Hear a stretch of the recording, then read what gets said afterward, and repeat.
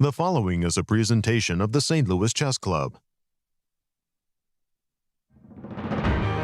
Not even the moon can eclipse the magnitude and intensity of the 2024 FIDE candidates in Toronto, Canada. After a rest day of cosmic proportions, relaxed players were ready to shine. The stars aligned perfectly for Indian superstar Gukesh who jumped back into the co-lead after earning his second win. A giant may be waking with Blitz legend Hikaru Nakamura winning his first game of the event to climb within a point of first place. The Open is neck and neck for now, but Zhongyi is still the clear leader in the women's section. Can she be caught, or will she be able to pull away from the pack? Day 6 of Out of This World Chess, coming up next.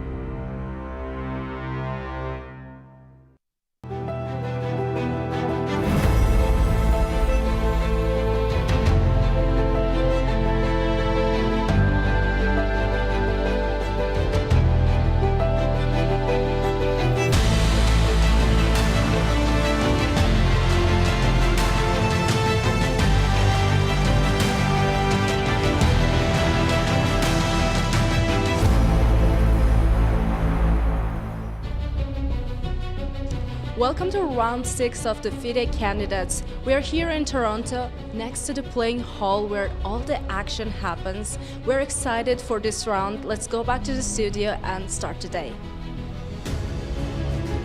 We're tied at the top in the open section and the clear leader for the women. Can round 6 be as exciting as round 5? We'll find out right now.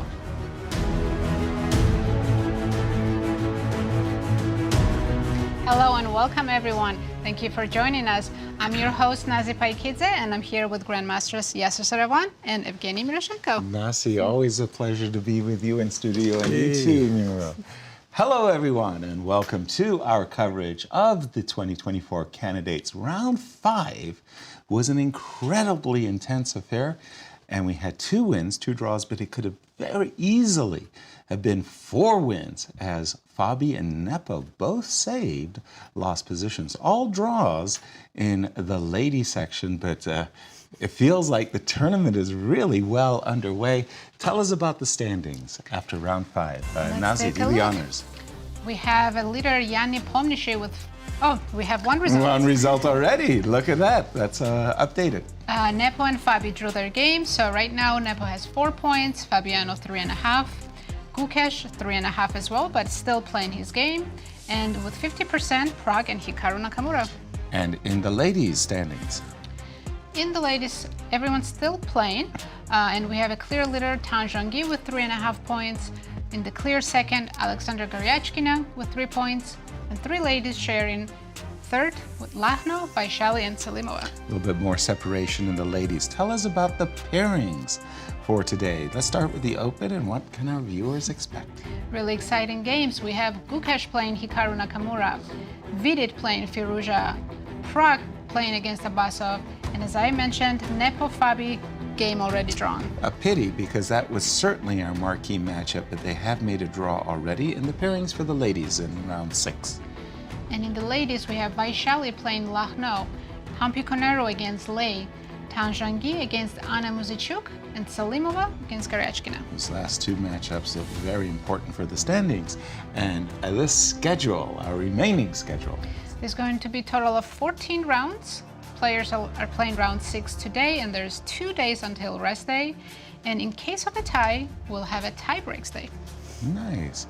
And Miro, in talking about the road ahead for a couple of the players, one, Hikaru Nakamura, certainly has some challenges in front of him. Absolutely. Yeah, as it was mentioned in the opener, the giant may be waking up, but yeah, he's up to a rough awakening, right?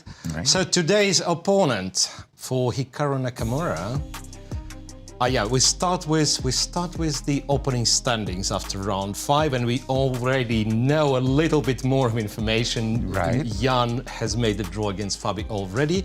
So at the very top, Nepo and Gukesh, Fabiano, Caruana, Praggnanandhaa, Hikaru Nakamura. As of now, if nothing dramatic happens, those are the very main contenders. Right. Right, and then for Hikaru, after his yesterday's win with Black, he has a very, very tough pairing next few rounds. Today, Black against Gukesh. Tomorrow, he will have White against Jan Nepomniachtchi, and then in the 8th round, the repetition of the first round with colors reversed, he will have yet another White, this time against Fabiano Caruana. So very tough opponents, but at the same time, everything in hands of Hikaru. Would he win this couple of games, he would be all of a sudden on top. For Nepo, well, today's game has already gone. Yeah, Nepo chose not to push his luck with White, and that's understandable. Maybe I'll return to this a little bit later. Well, so tomorrow he faces Hikaru, and round 8, the repetition of round 1, he will have the white pieces against Nijat Abasov. And on that note, yeah, let's go to Toronto. Let's hear from Anastasia. What are the news? Hello, Yasser, Nazi, and Miro. We have another beautiful day in Toronto. Sun is shining, and we have also big battles inside of the playing hall. Today we have a big game between Jan Nepomniachtchi, one of the leaders of the tournament, against Fabiano Caruana. And of course, we will follow them very closely, and I hope to catch the players after the game is over. In the women's section, we also have a big clash between the leader Zhongyi and Muzychuk. They have a long history playing against each other in the World Championship in Iran. You remember that times Muzychuk lost against Zhongyi, and of course every time they play it also attracts a lot of attention from the spectators. Looking forward for interesting fights, and please don't forget to follow our social media accounts and check the content we have there. Thank you, and let's go back to the studio. Thank you, Anastasia. And indeed, the players are fighting. It's all about becoming the challenger, but there's a lot of prize money at stake. Let's take it the top 3 prizes in the Open. In the Open, the prize fund is first place 48,000 euros, second place 36, third 24, and in addition, each player will receive 3,500 euros for every half point scored. And for the ladies? In the ladies section, the first place is 24,000, second place 18, third 12, and each player will receive 1,750 for every half point scored. Thank you. And Miro, I have to say, the marquee matchup, well, it kind of fizzled. And it kind of fizzled, I want to say, really out of the opening. It was the choice of Nepo to shut things down. Right you are, Yasser, and I think I have a bit of an explanation on this one, because the difference between the two is half a point. Right. And, well, Nepo making a draw keeps the lead. In case he loses, not only he's getting bypassed by Fabi, half a point, but also he, in case if he ties with Fabi, has a worse tiebreak. Right. Right, because first tiebreak is, head-to-head. Yes, it was a tactical draw, so to speak, and we can review the opening choice after e4, e5, knight f3, knight f6, knight c3 already indicates that, it's not the Rui Lopez, it's not the Jocopiano, and d4 here, and I'm still not sure how to call it, because you can get this one from the Scotch game, right? Some people just call it 4 knights d4, implying that it's not a real opening. Well, it is, but yeah, this line is known for serving kind of very good if you want to be super solid with white. Drawing tendencies, yeah. So perhaps the only interesting or tricky moment happened here, because, well, some years ago, Black would automatically recapture there is nothing. But then, not so long ago, they've invented this bishop g4 move, which is more forcing, because after c takes d5, it was believed the position is equal, which it probably is, but there have been examples of, I think Kramnik has played something along the lines of h3, queen f3, bishop f4 set up, and even won a couple of games against very strong opponents. So bishop g4 is more forcing. And I'm not sure how, let's say, of the recent state of a theory, but after 20 moves, there was the position, queen e5, rook a b8, the queens were traded, and it's not much to discuss, to be honest. Opposite colored bishops, equal material. So it was just that Nepo decided not to risk it. Yeah, shut things down. And we had Anastasia in Toronto who caught up with Fabi after the game and asked him for insights, an easy draw at the office for Fabi. Let's have a look. Okay. So Fabio, thank you for joining us. The game finished in a draw with Jan Nepomniachtchi.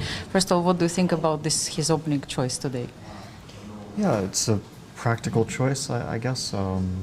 Considering the tournament situation, probably for him, he's on +2. He thought, okay, to play solid, and it's like 99% a draw if you play this line. I know, yes. And there's like 1% white wins and 0% of black wins, so it's kind of a risk-free opening. And I mean, we both knew the position. But when you saw it on the board, did you feel some kind of a relief because you had black pieces today, or like how did you feel at this moment?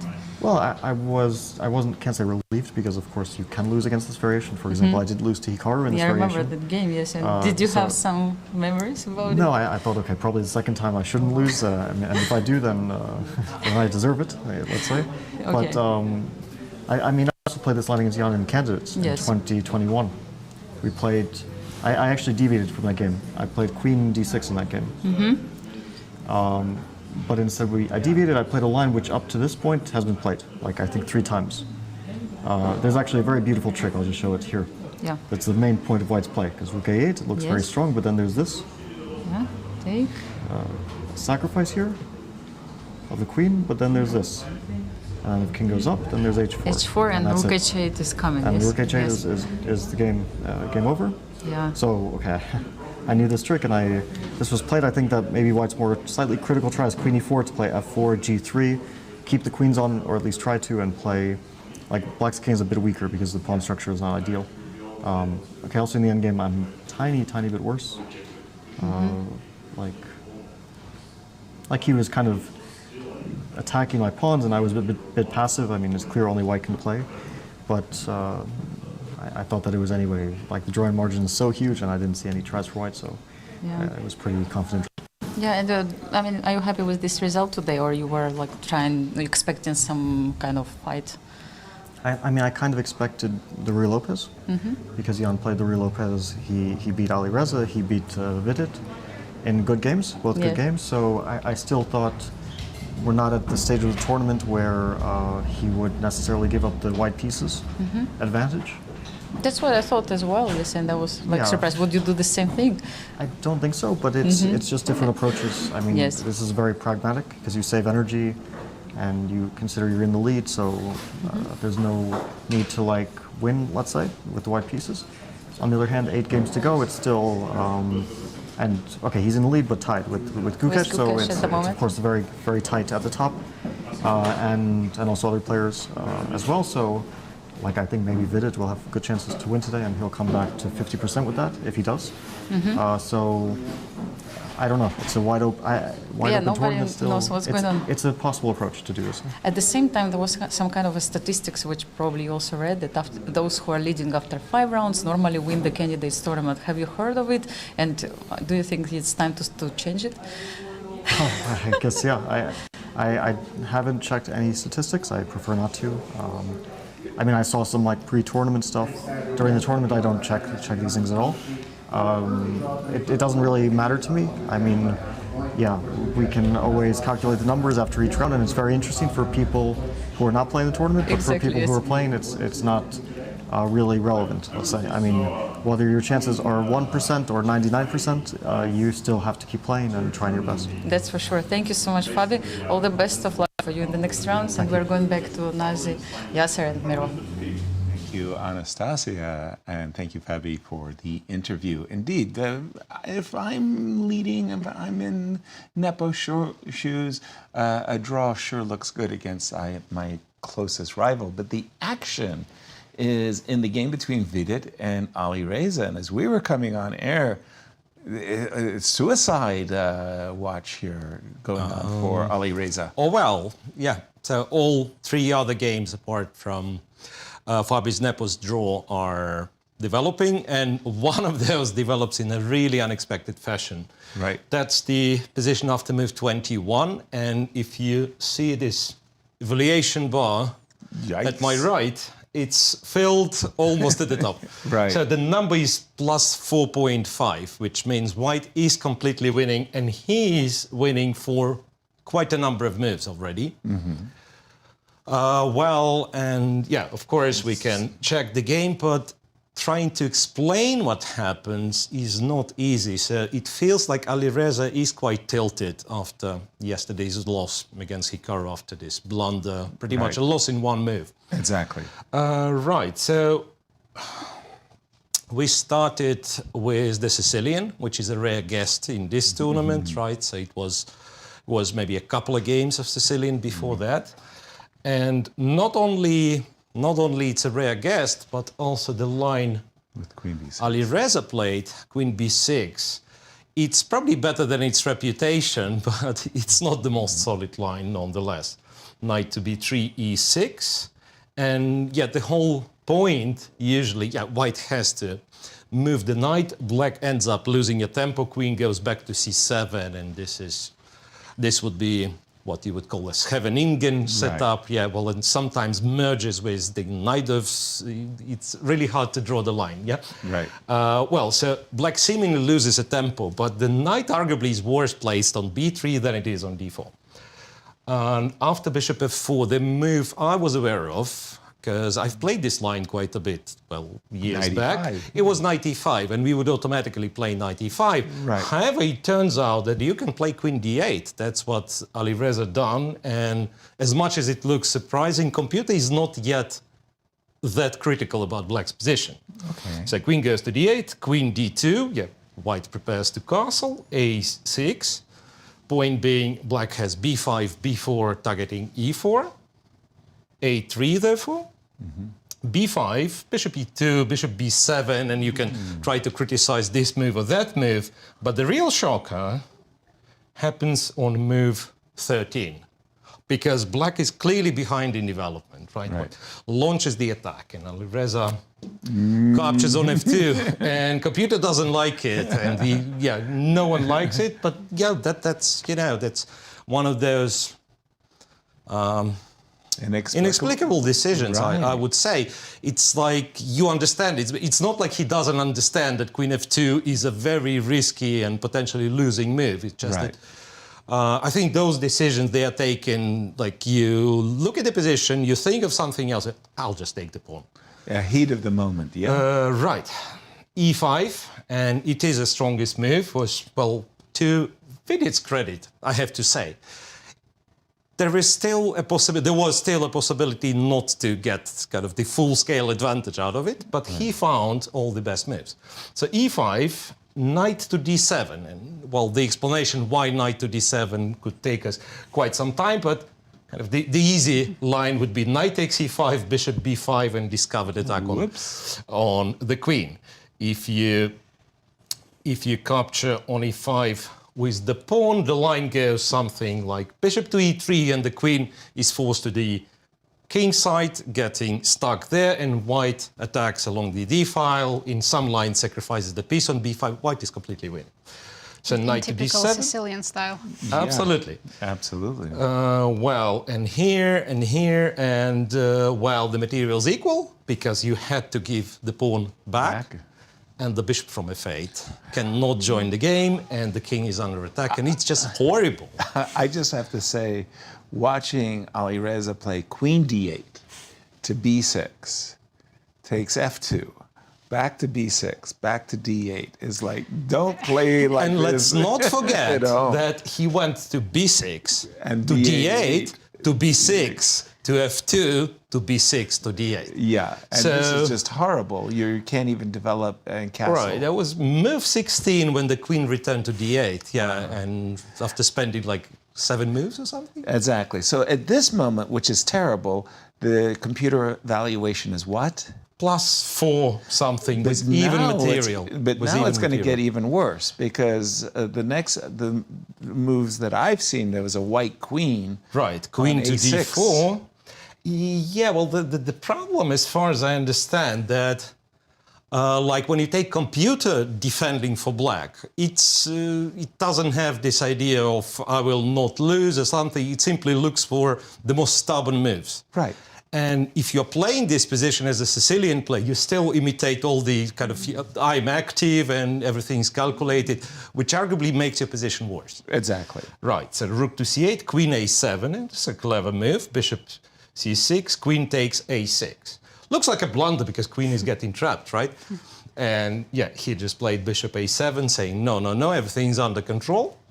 But Nazi had me looking at knight, yes. Knight to b5 Yeah, was a nice that idea. was- I'm so happy for you guys that you've identified it because computer suggested it was the second best move, Okay. also winning.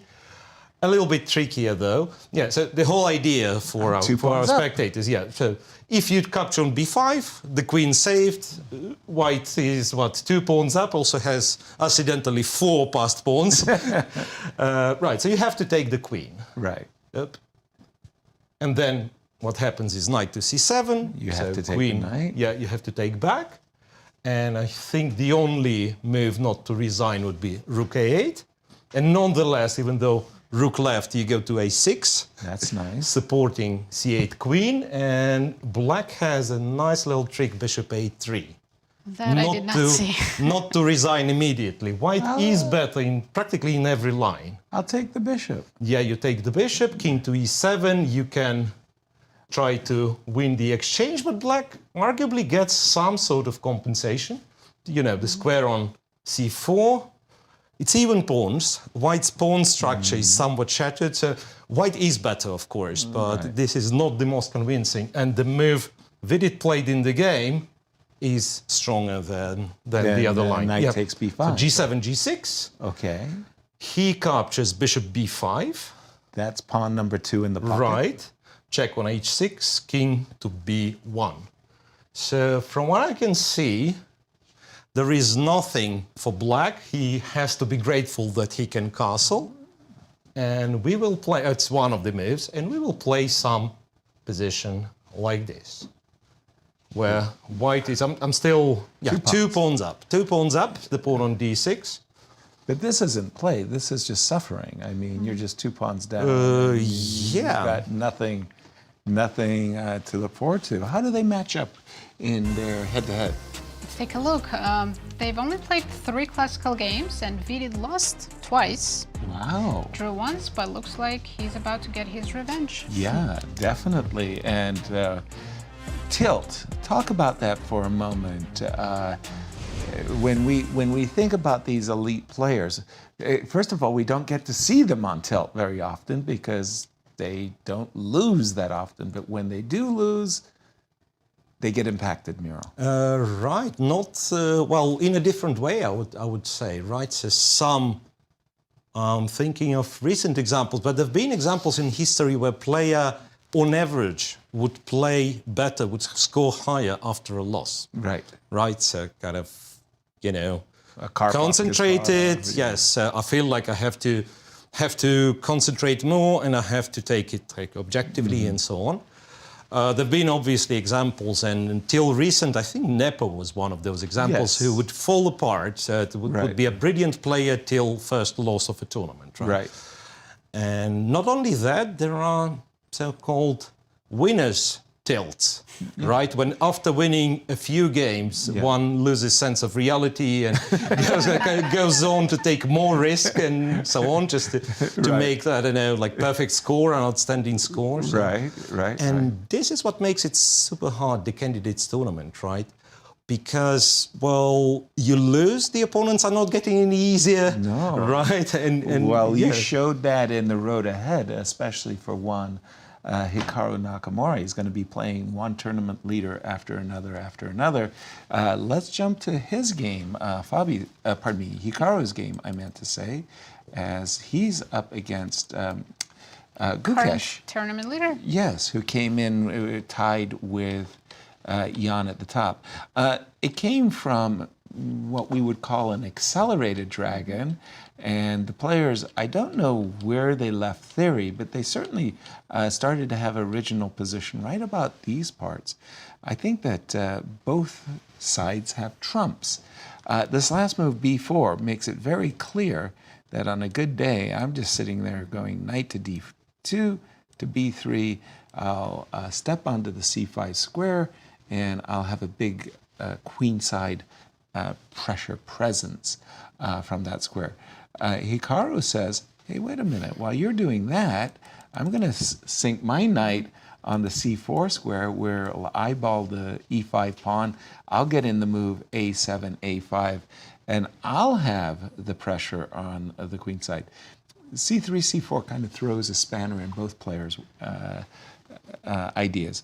I like the move c4, by the way, because after bishop b2, I really like this idea of not only controlling, protecting, I mean to say, the e5 pawn, but also, you know, sometimes you get a piece on the d4 square that's unassailable, whether it be a knight or a bishop, and it kind of lords over the position. a5, a3, ab, ab, and Hikaru just essentially just simplified and got to this position, and I think the air just went out of the room on this one. Gukesh decided like he wanted to keep the play for a little bit, and we have this current position. Do you think it's white who's playing for something? Because I don't. Pawns on b4 and e5, I actually think it's black who might have tiny bit of chances. I'll agree with that. And indeed, just to further buttress what you're saying, if you put the pawn back on e3, no, right. It's just dead. Put the pawn on e5, and this, well, it can get isolated, and so from my perspective, I'm with you 100%, Nasi. I would prefer only by a small margin to play black's position, but this one looks like it's heading towards a draw, Miro. I would agree on this one. Not much. Not much to add. Do they agree with us? Yeah, like computer well gives like minus 0.05. Only. You know, so it is equal, but in kind of black has better side of equality, so to speak. Exactly. Right, and I would say the real struggle for black to make it.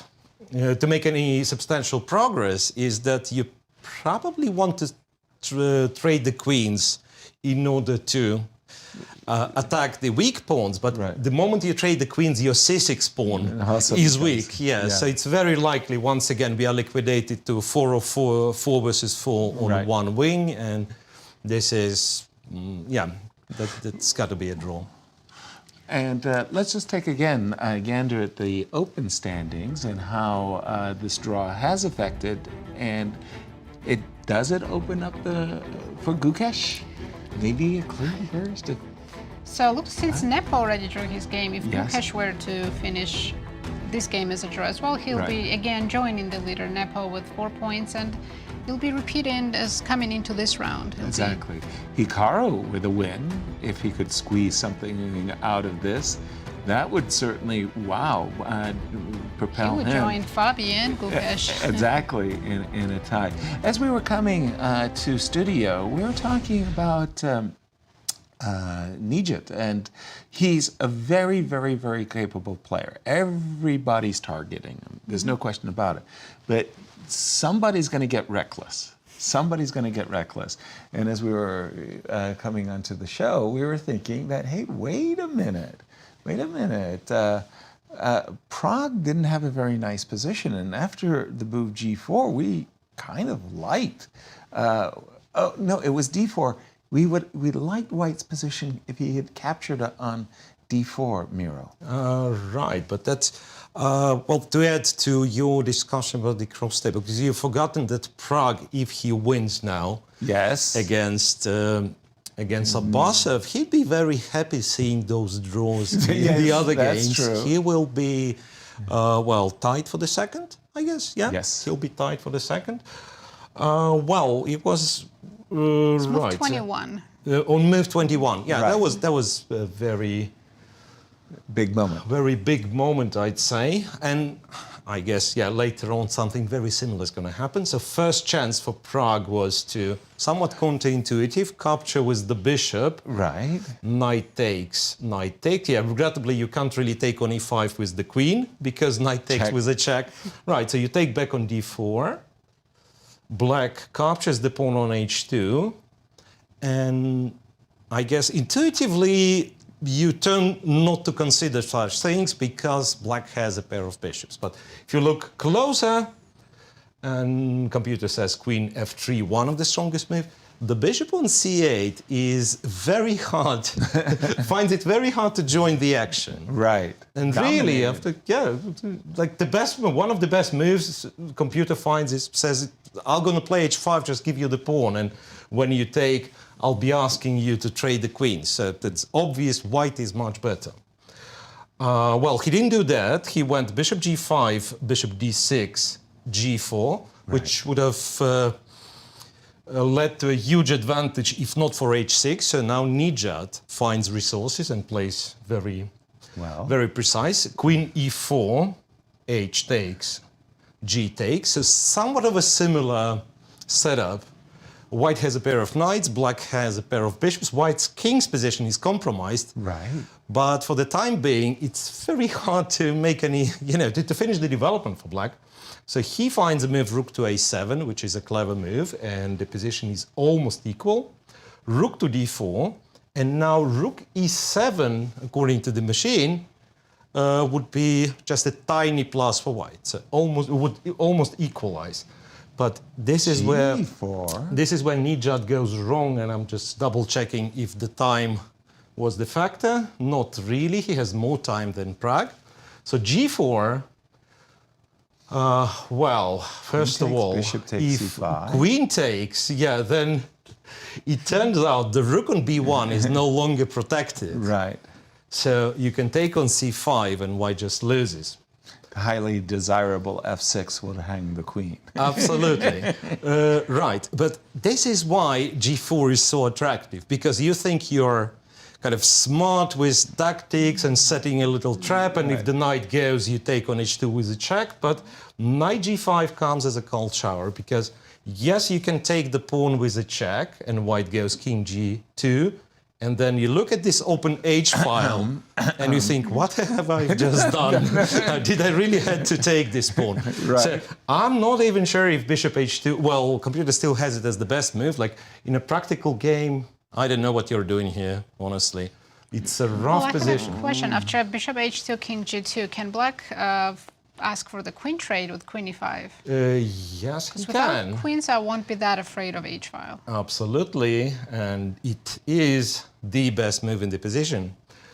Let me see.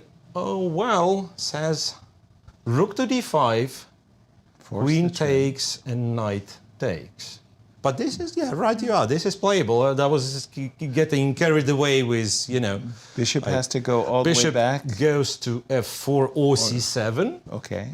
White goes f6. This is what I was thinking about with the rook coming to this h1. to g5 and the other one to h1. I mean, there's still some vague checkmating patterns. Absolutely.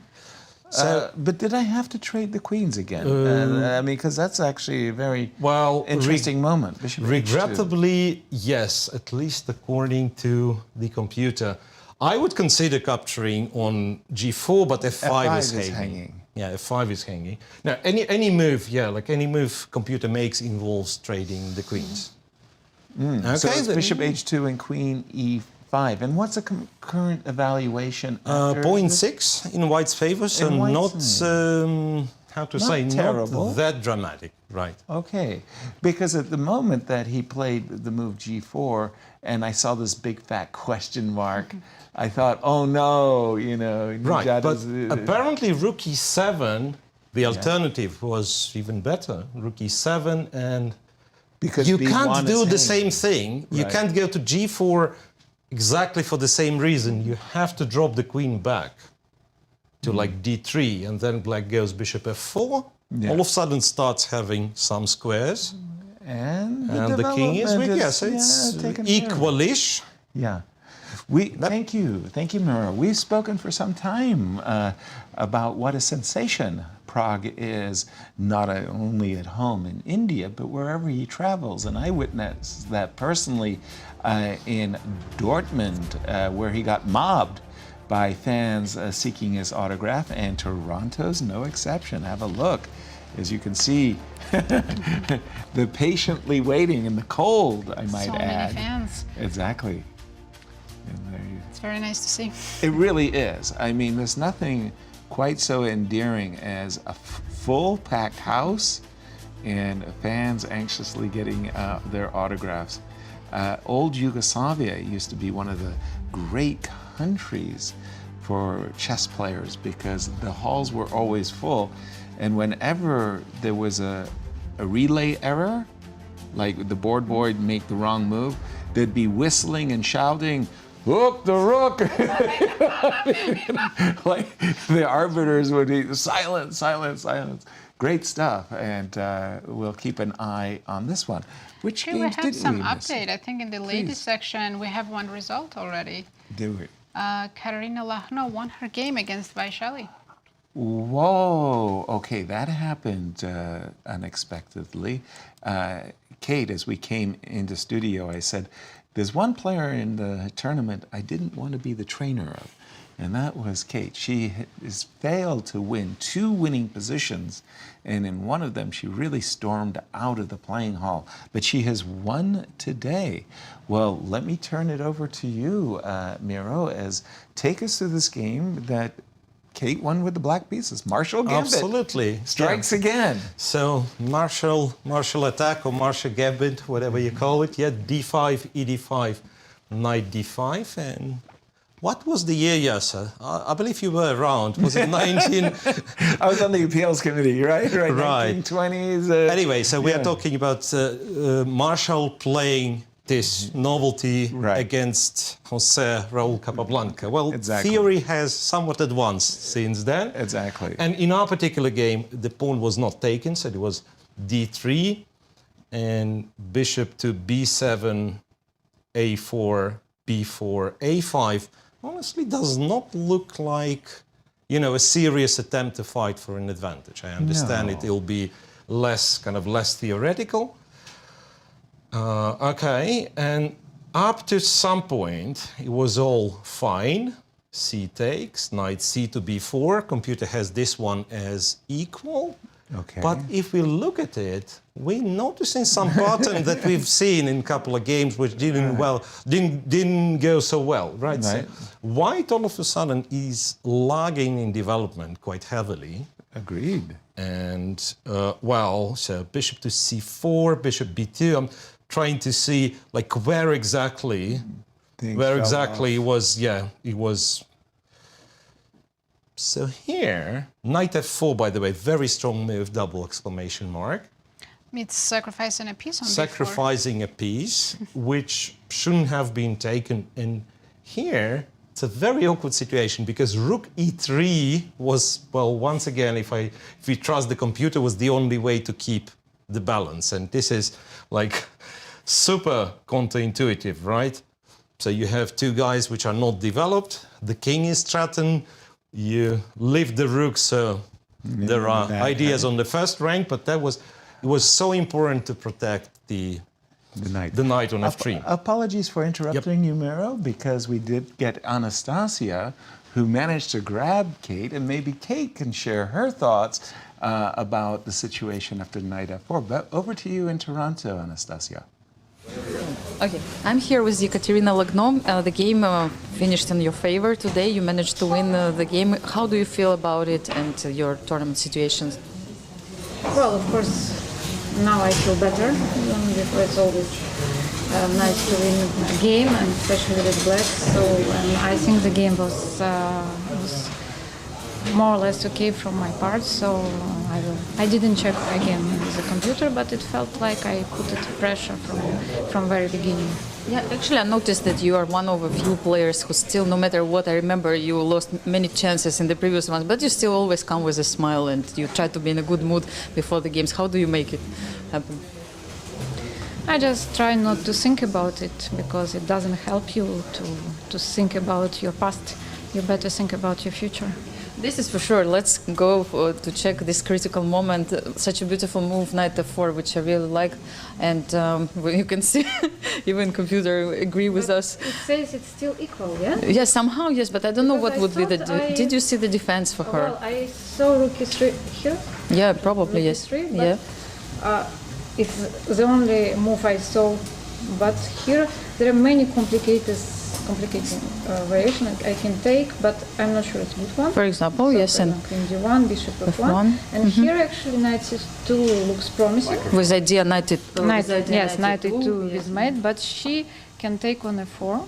Yes. So if I take A1, then she can play Knight C3, and even she's gonna win this game because after Rook B8 there is Rook F7. Oh my goodness! So all this you were At least Rook calculating, F7. yes.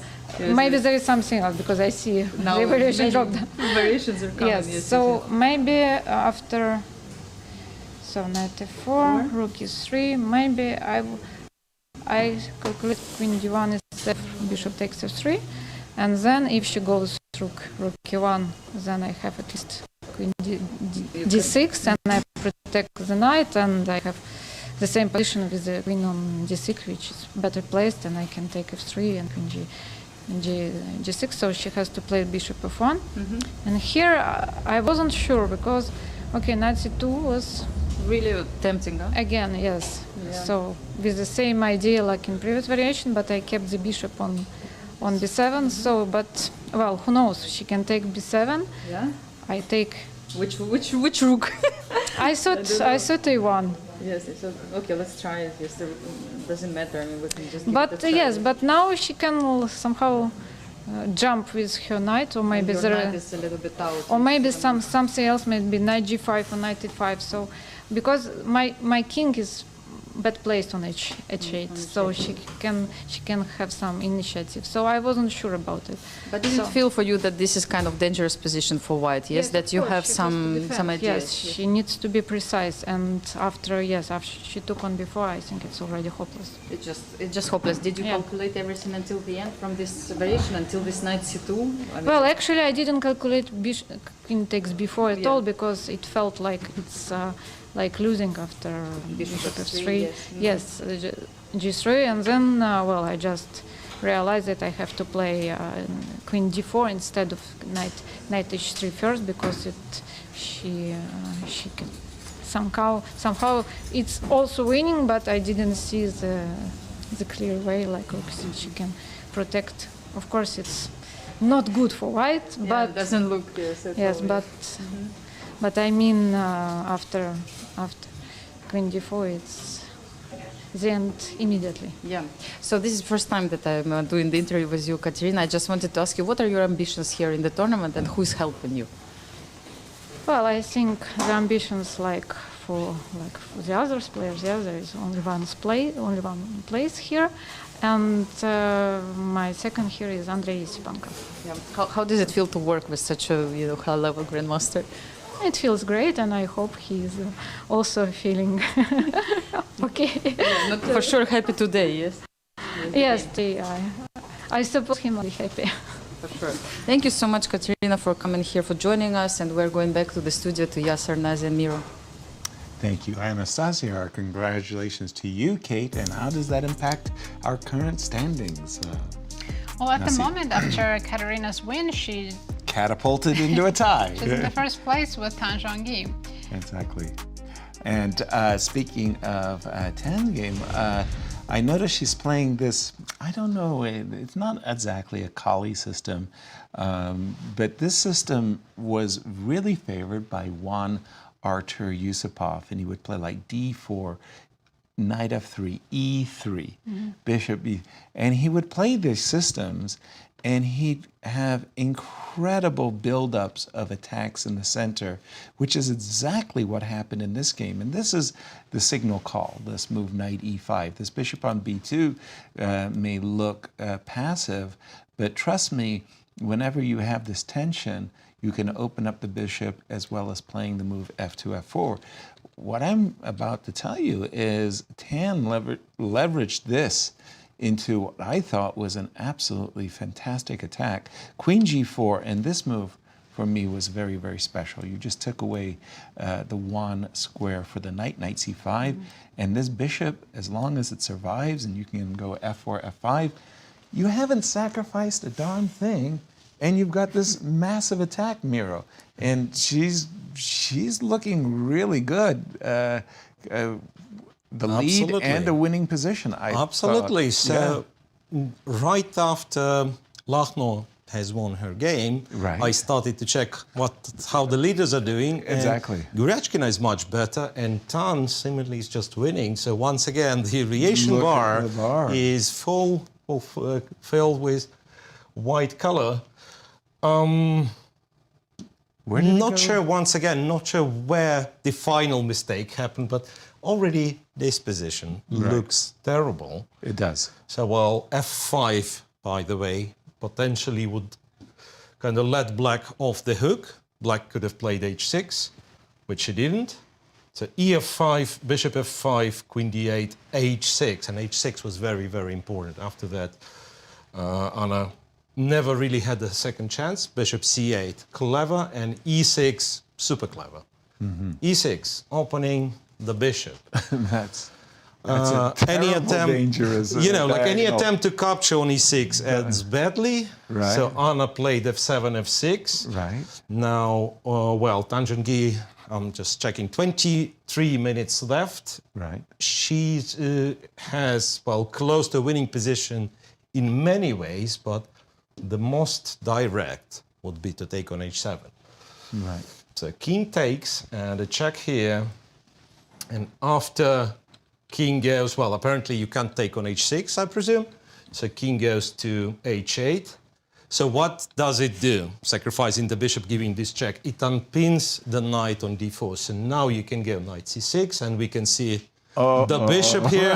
Like, you almost don't have to calculate, right? You feel that this will fall apart. Yeah. This will fall apart. I got to show this on our board, Nazi, because this looks really, really nice. I mean, you get an opportunity to play a move like bishop takes h7 check here. King takes h7. I'm still curious about king h6 after queen f5. Okay, queen How do we f5 Is it check. I'm curious if it's king f2 or some move like that. Maybe rook f3, rook e3. A rover. Also, Queen h3 is also possible. yeah, the knight on f5. Okay, just a second. Let's break this down, because we do have some very. I've got to go with a simple. Let's look at simplicity first. Rook e3. So I'm threatening mate in 2, right? Check and mate. So I'm assuming king g7. Yeah, and then we can repeat knight c6 and bishop f6s are still. Well, I want to throw rook this h3 one. first, right? Rook h8. And then throw in this one, because then once Queen g5 is also a threat. Oh, that's nasty, because I wanted to draw your rook away from the defense of the f6 pawn. But yes, once I've done that, queen takes g5. This looks like a beautiful build-up to a brilliancy. Bishop takes h7. It's a type of attack where you don't even have to calculate everything. Move by move, you can play intuitively. Exactly. Just takes, and for Tan, she comes into this game.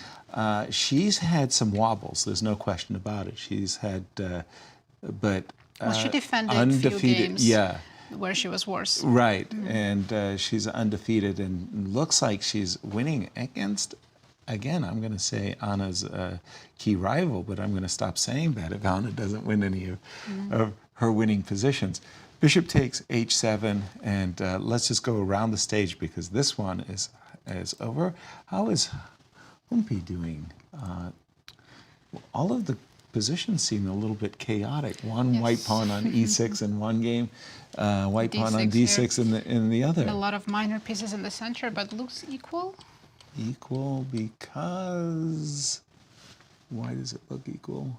I've got Because of the knight on d4. Yeah, well, that's what I'm thinking. I'm thinking that knight on d4 may actually give an advantage here. You've got the two bishops, right? Pawn's not going anywhere. Yes, but the bishop on g7's the passive one. White also doesn't have many weaknesses. So how would black improve here? It's not easy. Okay. And by the way, I think time's a factor in this game. I'm looking at the clock. Humpy's down to 4 minutes for how many moves? For 15 moves. For 15. But they do have 30 seconds. They do get the 30-second for each move that they make. And finally, I'm going to go to... we also have a draw. I didn't realize. No, I think this was from yesterday. Oh, apologies. You're absolutely right. I went a little bit too far down. You can check Goryachkina's game. Yes, that's what I wanted to do. Salimova Goryachkina still playing. Black Sapana. Black Sapana pawn. Compensation is the rook on b7, but it doesn't look like it's enough. No. I mean, definitely a two-result game here, as Aleksandra is definitely the one in the driver's seat. It feels like one of those Carlsbad, Catalan type of positions where, you know, a b5 pawn got mistimed and got taken. Fair winning chances, it looks I would like say. in the latest section, both leaders, Tan and Goryachkina, could win and extend their lead. Are doing very well. Miro, I'll throw it back to you. Where's the action taking you? Well, so I'm back to the open Right. section, checked on Hikaru, didn't change much, so same, slightly better position, but perhaps he has plans to play on. Right. And this is the one from Praggnanandhaa and Nijat Abasov. Right. Well, where we witnessed a mistake, and for me, it's not even easy to explain why it is a mistake, but computer insists on it. So Nijat captured on h2 and went queen e5, something that we've discussed, and that's pretty much what keeps black afloat, the ability to trade the queens. Right. Rook d5 was one of the stronger computer moves, and they were played. And then computer had two options for black, one being bishop f4, and that potentially in this line with f6, bishop on f4 covers the g5 square. The other was bishop to c7 to be able to play rook d8. And the move which was played in the game, bishop b8, even though logical because you keep the 7th rank open, but it doesn't do any of the two. Neither it covers g5 nor it allows rook d8, and therefore F6 computer claims that after f6, white has close to decisive attack. Well, in fact, the only move, would be to return with a loss of a tempo, and it's still 1.5 in white's favor after rook to h1. Wow. So that's a serious miss. Bishop b8, and let's see if Prague finds f5, f6. So even without the queens, the h file is extremely dangerous for black. No question about it. I love this move f6, and it doesn't even require too much thought. I mean, you've got a double Your pawn. hand makes the move Your hand makes the move. automatically. And not only are you trying to liquidate the double pawn, but exactly as you just said, Nazi. I mean, your eye, a natural attacker, should be drawn to the open h file.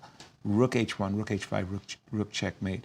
The other reason why you want to play f6 is because you immediately realize and seize on the idea that if you do take, then the knights are just gorgeous, and you're ready for a beautiful checkmating pattern with rook g5 as well as rook h1.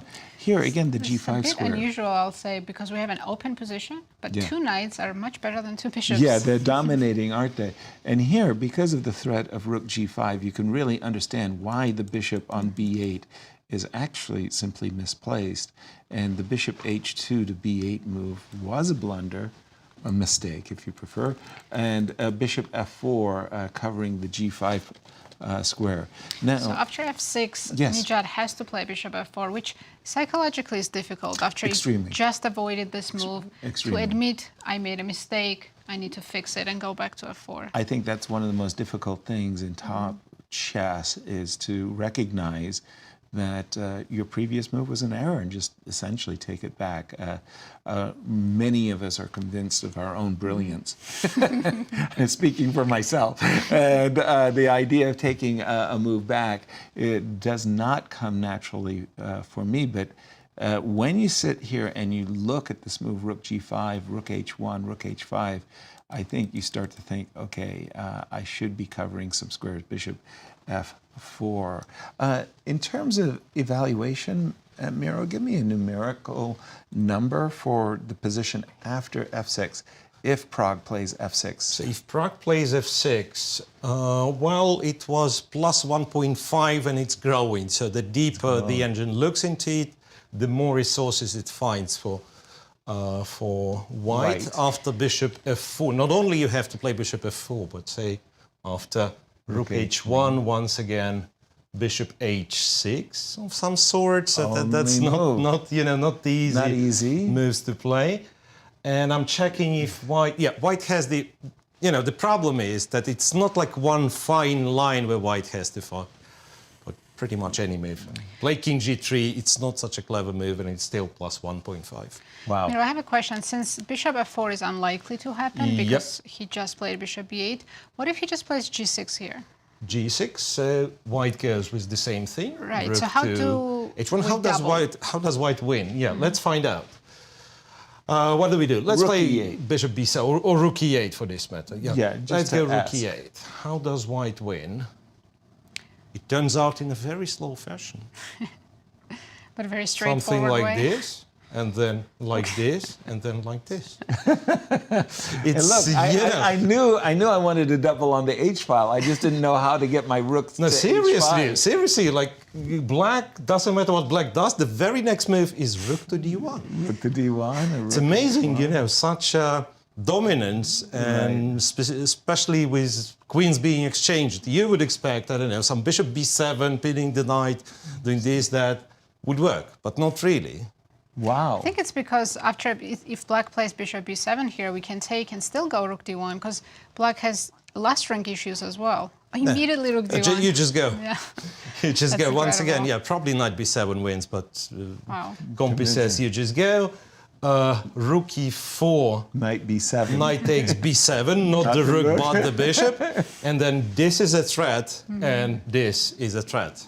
Wow. So f6, if it's played, it's pretty, and it is, it is played, would pretty much mean winning the game. Wow. And what again? And by the way, breaking news, when we left it, it looked to us like, whoops, it was terrible for Alireza. And guess what? It was terrible for Alireza. Vidit has won, and with this, I wanted to say with this game, Prague's game, the open standings are sure being shaken here. I mean, Fabi and Nepo looks like they had a very nice, quiet affair, and probably a good reason. Everyone else would make a draw too. There would be chaos. If you don't mind, show us the finish of the Vidit Alireza game, Miro, because. Wow. Well, which one do you want? Because that's the final position, and white somewhat, succeeded in winning pawns and moving them forward. I see. Right. I can go back to the moment where Alireza finally castled. Then we declared like this is winning, no problem, and in fact it was. Yes, at knight c7, taking more material, and then and I have to say that Alireza is known for being very tricky and, one of those players but whom you say you can beat him, but you'll never enjoy, right? So in the most kind of lost, disastrous position, he's going to find tricks. Right. But either it wasn't his day or there was no tricks. Because, nothing really changed in the position. So the evaluation kept growing. There was move 31, and there was I think, the final here. Like, you can obviously keep all the material, but that's, simplification, and white has somewhat more pawns, and they are somewhat closer. So d7, knight gets to d6, there's nothing to talk about. Yeah, knight to c6. It's a nice game by Vidit, and poor play by Alireza. Well, it really is one of those questions. Where was Alireza today? Just definitely not his day, but for Vidit, a nice return. Vidit started the tournament quite decently. He was in good shape. Queen against Hikaru. Yeah, and then he's had his wobble, and he could have had more points. Coulda, woulda, shoulda, after 6 rounds of play. F5, F6. And again, for those of you who are joining us late, shame on you, but this move, bishop F4, rook H1, pardon me, bishop H6. What was it that we were discovering about this line? Because I think we more or less stopped it here. So you had asked a question about G6. Yes, exactly. How does... But it looks like black has no moves left. It's like pieces cannot move. Agreed. I mean, I'm thinking I'm going to play rook e8 if you ask me what on earth is my next move. I really don't have an answer for you. White can play something like even king g3, just improve the position. I think that was a move that Miro spoke about in a number of different positions. Great. King e3. At some point, I'm going to try to force you to take this pawn. I'm going to go rook c7 to c6. How do you just put me away? put me to sleep here. I'm really tempted to play rook h5, but it does not create any threats. Because you want to yet. sack. Right. You want to sack. My knights are so beautifully placed on c5 Right. and e4, but I probably have to move one of them to threaten something. Right. It's like you got to take a picture of these two knights. They're perfectly placed. Miro, jump in on this particular moment. We've played king g3, rook c7, and it's sort of like you can do that and go break. rook d6 in this position. Yeah, but stay on your board, but just I'll give you a couple of moves. Rook d6. And d6 you and basically say, I don't really have a move, and I don't. Yeah. Rook e8. Rook e8. Because it's a move, it's legal. What was Nazi saying about she wanted to move the rook? Rook h5. Bravo, bravo Nazi. Rook h5, and if you dare tell me that you're going to do Are we something doing like that this. again? No, rook h5. So basically, still you would return later on to the same idea of doubling on the h file. It's like you can't tell me I'm in a Zugzwang here. Yes, you are, Yasser. You've done a video on Zugzwang. So I find did yourself. The other day. Yeah, it's one of those things. The bishop really does not have a good square. Full stop. This bishop actually needs to maintain its presence. Moving the king, I can't see as being helpful. The rook is... So, okay, if I'm reduced to moving the rook, you go ahead. Kill me after rook a7. If I'm a computer program Yes. on the computer machine, I go a4. Oh, I I'm sorry for this. C6. Yeah. No, but seriously, from what I can recollect from those lines, the feeling is that white is so dominant that he can prepare doubling the rooks and kind of going for the decisive attack, which probably not a checkmate, but wins material. But first, he does everything imaginable and unimaginable to improve the position, like goes a4 and possibly a5. And black indeed can't really escape. He has moves, but he can't really change the position. It has to stand still. Wow, impressive domination. I'll return for a moment again to our tournament co-leader coming into today's round, Gukesh Hikaru, just to catch up with them, because it does feel more or less over Hikaru who was playing for something here. The last few moves certainly do feel like it's Hikaru who's kind of pushing the envelope here a bit. When we left it, Hikaru dropped back with his queen, more or less maybe just denying rook a7, but in a certain kind of way. Like the d5, b5 outposts. I like it too, right? The rook is very nicely placed here, tickling e5, but also awaiting a chance to grab the b pawn. Bishop e1, h5, always very useful in these types of positions. You give your king a little bit more freedom, and just make sure that the perpetual checks really don't exist either. h7, h5, bishop c3, bishop e7, h4, bishop f8, so rook white a1. needs to just sit and shuffle and not create any more weaknesses. Which is exactly what Gukesh has done, and he said to Hikaru, I'm not going to help you win the game by blundering. You've got to win the game yourself. One question. If Hikaru tries bishop f8, bishop g7, and queen b5, let's say. Okay, so we definitely don't want to push f4, right? Let's say that it's something that we've absolutely stoically resisted playing the move f4. So we have to play rook e1. Do we have to? Because I'm not afraid of rook and 4, but I want to make sure whatever endgames I do get, I get to trade queens. So if I move my king, you take twice, I take on c6, you take on b4.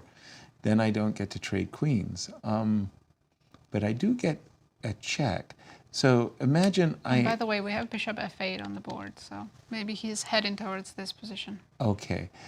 Here's where I was thinking now. See, we can take, right? We can take.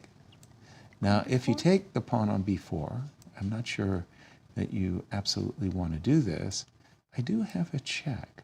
King And if you move your... g7, Yeah. rook c7, c8. I have... in the immortal Big words plans. of Larry Christensen, I may get you from behind. Yeah, that's...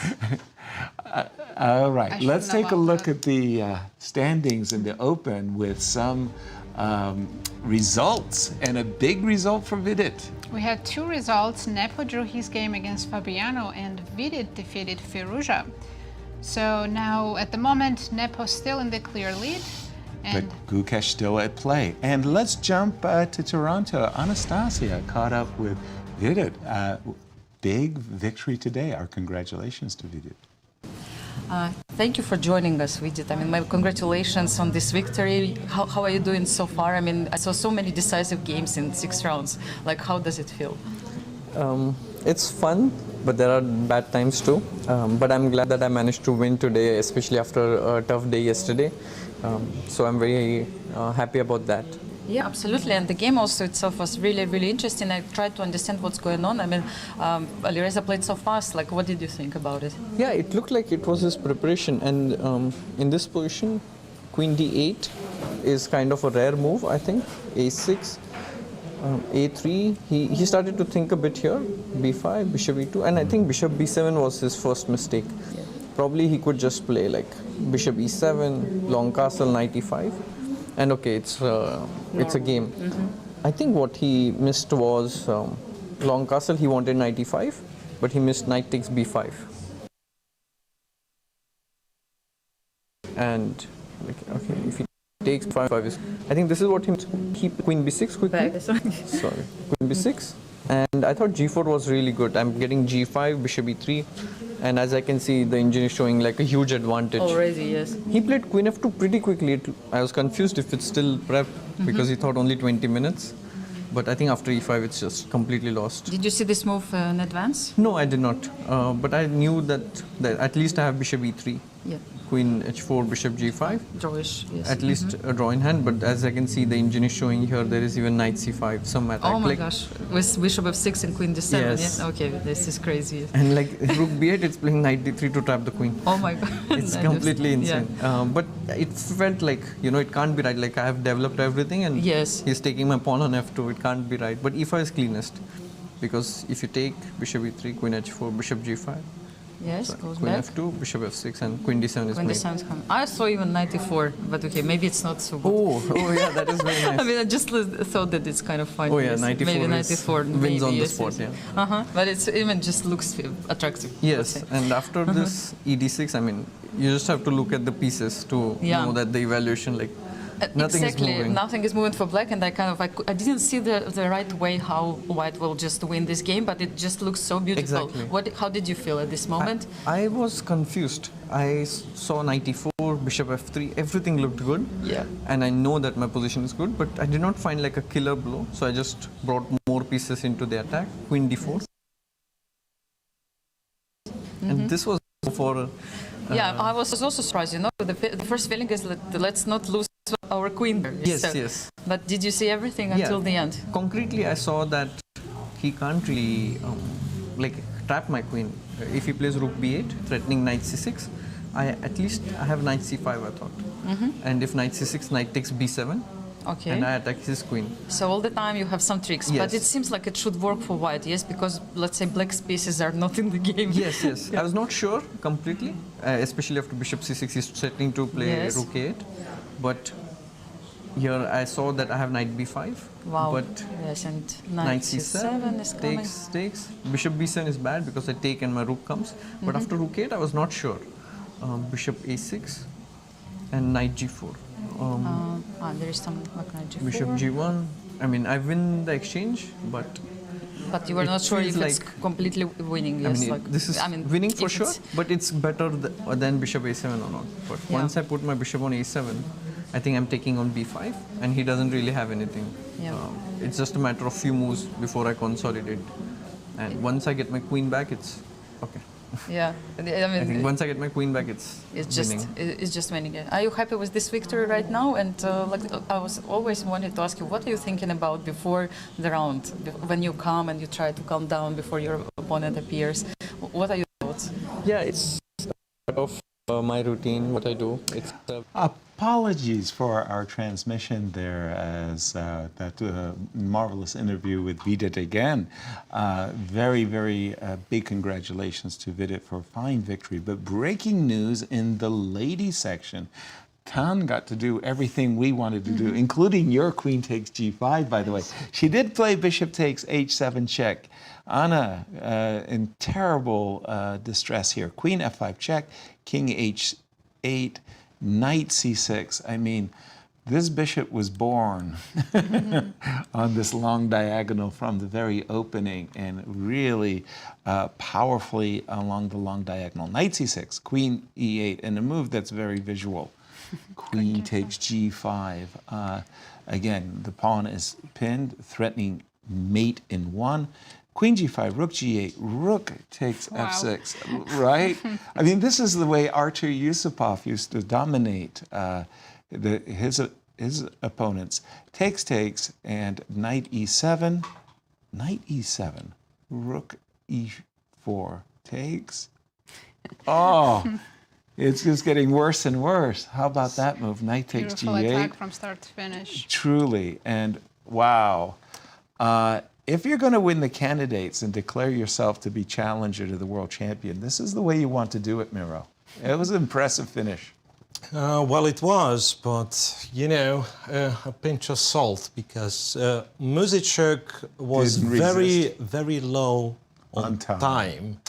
And Tan's brilliant attack wasn't all that correct. Oh, no. Because, yeah. It looks so good. Right, yeah, but there was no reason to show off. Bishop f6 would have won, no problem. No problem. But, yeah, but over there, after knight e7, well, at least, like, my not-so-deep computer said that after bishop e6, all of a sudden, you cover all the squares and you are not getting checkmated, believe it or not. Wow. So it's a big miss and a time trouble. And I've seen Anna's time running out at the very last moves. Right. Must have been, well, time trouble issues.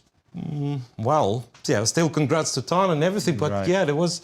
Look, there've been mistakes, yeah. There've been mistakes. But bishop takes f6 was a bishop clean, f6 would win, yeah. So bishop h7 is a good move. Right. All up to that point was okay, and now bishop f6 was completely winning.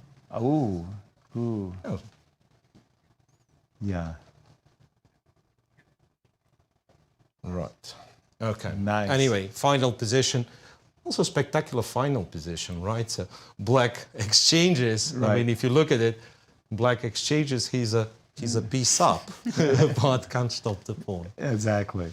Right. Well, thank you for that, Miro. And we've reached. Well, first of all, before we do take a break, let's quickly check in on our standings and get an update. Right, we have two results. Nepo drew his game against Fabi and Vidit won his game. So at the moment we have Nepo with 4 points and Fabi and Gukesh with 3.5. Yeah, big game going on between Gukesh and Hikaru. Can't wait for the outcome of that. And as we go to break, it's always that time we like to check in on our friends at Q Boutique and see what's what. Well, here we go. We are happy to present the FIDE Clash for the Crown t-shirt. Made of 100% cotton, this shirt celebrates 100 years of the FIDE and the exhibition, The Clash for the Crown, at the World Chess Hall of Fame. It's available at qboutiquestl.com. You're sure to shop there for all your chess needs. And as we go on a break, let's take a moment to meet these amazing grandmasters of the candidates. Hope you enjoy. We'll see you right on the other side of the break. Well, Tom.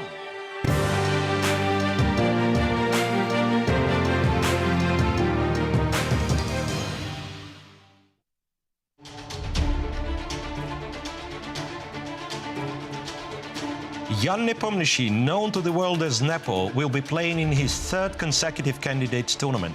He won the last two, the only player to achieve this in the recent history. Those candidate wins sent him to 2 World Championship matches. In 2021, he lost against Magnus Carlsen, and last year he faced Chinese Grandmaster Ding Liren, the match he also lost on a tiebreak. Nepo is a super grandmaster, 2 times Russian champion, and consistently one of the highest rated players in the world. Ramesh Babu Praggnanandhaa is a great story. At only 18 years of age, he has established himself as a remarkable Indian chess grandmaster. He was only 12 years old when he achieved the grandmaster title, becoming the second youngest grandmaster at the time. He qualified for this tournament by reaching the finals of the 2023 Chess World Cup, and notably beat world champion Ding Liren at the Tata Steel event. The story gets even better when you consider that his older sister, Vaishali, is now on the same stage here in Toronto, playing in the women's candidates. Prag is definitely a player to watch. Fabiano Caruana, at 31 years old, is one of the strongest players in the world and is currently ranked number 2 in the world. He is a 3-time US champion, winning the title for the first time in 2016. Fabi played his first candidates that same year, finishing second. In 2018, he won his second candidates tournament in Berlin, which sent him to the World Championship match against Magnus Carlsen. After 12 games and 12 draws, the match ended with a tie. However, Caruana lost to Carlsen in the tiebreakers. In 2023, Fabi has been on a tear, winning the 2023 Sinquefield Cup, the St. Louis Rapid and Blitz, as well as the 2023 Grand Chess Tour with an amazing 46 out of 52 points, setting a record for the highest point total in the tour's history. If you're cheering for an American to win, you might want to pick the fabulous Fabi. 28-year-old Nijat Abasov is an Azerbaijani chess grandmaster. He became a grandmaster at the age of 15 and became a top 100 chess player in 2019. Nijat has played and defeated some of the best, finishing 4th in the 2023 World Cup to earn an invitation to the 2024 candidates. He will be considered a long shot for this tournament, but has surprised the competition by even qualifying to the candidates. Vidit Gujrathi, age 29, will be appearing in the candidates for the first time. Joining a rising number of Indian super grandmasters, Vidit has contributed to Indian success in the Olympiad as part of the national team. One path to the candidates is to do well in the FIDE Grand Swiss, a tournament that Vidit won, that has brought him to Toronto to face the best in the world. He joins his fellow Indians, Prag and Gukesh, in this edition of the candidates. Hikaru Nakamura is a 5-time US champion. Remarkably, at the age of 36, Hikaru will be the oldest player in the candidates field. Known as much for his social media presence as his chess prowess, Hikaru has turned his attention back to the upcoming World Championship. His domination in the faster time controls may serve him well if the candidates comes down to the tiebreaks. He was the 2023 American Cup winner and has been rated as high as number 2 in the world as recently as last year. Millions of Nakamura fans will be cheering for Naka in this year's candidates. At 20 years old, the Frenchman Alireza Firouzja has shown amazing talent, becoming a grandmaster at the age of 14, and in 2022, Ali achieved number 2 world's rating with a 28.04. He's been to the candidates before. At the age of 18, he qualified for the 2022 candidates, the youngest participant to achieve this feat.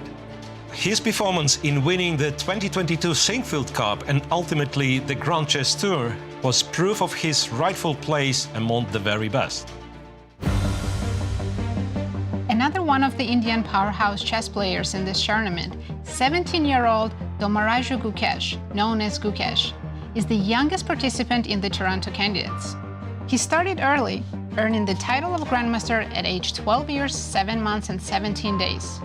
Gukesh proved he could play with the best, defeating Magnus Carlsen in 2022 at the prestigious WR Masters tournament, and tying for first in 2023 at the same tournament. Gukesh is the youngest player to surpass a rating of 2750, dethroning his boyhood idol, Viswanathan Anand, as India's top-ranked player. Gukesh, part of the Indian tour de force at this year's candidates. The stages are set, the players are primed, the best of the best are ready to face off in the 2024 Grand Chess Tour. The top players in the world prepare to battle across 4 countries for a $1.5 million prize fund. Everything starts in Warsaw with the Superbet Rapid and Blitz Poland, then off to Bucharest for the Superbet Chess Classic Romania. The players then travel to Zagreb for the Super United Rapid and Blitz Croatia. The tour concludes with back-to-back events in St. Louis, Missouri, the chess capital of America, for the St. Louis Rapid and Blitz and the Sinkfield Cup. 9 players will go in, but only one can be crowned champion. Who is prepared to make history? Get ready for the return of the Grand Chess Tour.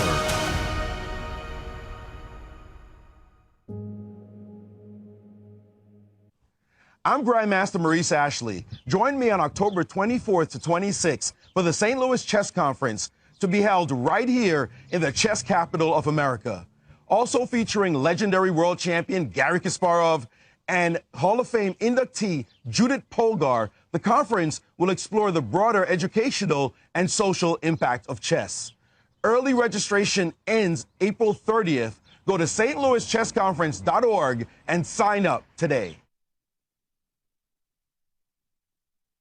The St. Louis Chess Club is the premier chess facility in the United States. We bring the educational benefits of chess to thousands of students across the St. Louis area. We also promote chess at the highest levels, hosting all levels of the U.S. championships, as well as high-profile tournaments that attract the world's best players. Become a member and enjoy perks such as free classes and lectures, weekly tournaments, and so much more. Visit stlouischessclub.org to claim your membership today. The St. Louis Chess Club Scholastic Program brings the educational value of chess to kids in schools across the St. Louis area. Active in over 100 schools throughout the St. Louis city and county, the St. Louis Chess Club has been able to reach over 85,000 students in both in-school and after-school programs. We view chess as a valuable educational tool. Learn more about our scholastic programming by visiting stlouischessclub.org/education.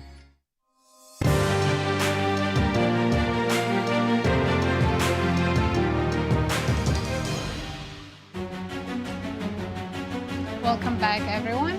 We're in the middle of round 6. Exactly, and let's take a look at our standings as we have some results in the Open, and big results at that. Please, Nasa. We had a big result. Vidit won his game against Firouzja, and Nepomniachtchi drew his game against Fabi, and we're patiently awaiting Gukesh's game, as Against that can Hikaru. affect the standings. Big time. And the ladies also, big mix going on here as we see 2 decisive results. Yes, Zhongyi won her game against Anna Muzychuk, and Lagno defeated Vaishali. Aleksandra's game is still in progress, and she's enjoying a nice advantage. If she could win, she could catapult herself into clear second. But also, Hompi has just kind of, I want to say, blundered Miro.